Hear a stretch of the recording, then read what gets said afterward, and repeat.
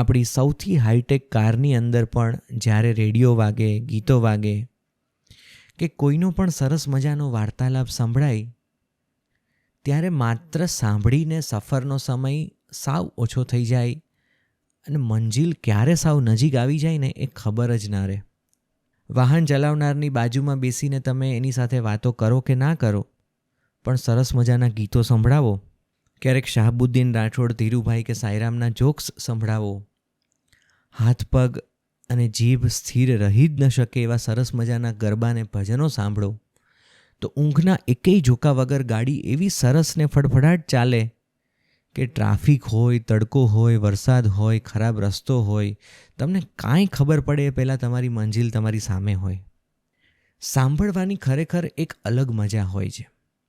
અને એ વાતના આજે પણ આપણે સૌથી મોટા સાક્ષી છીએ.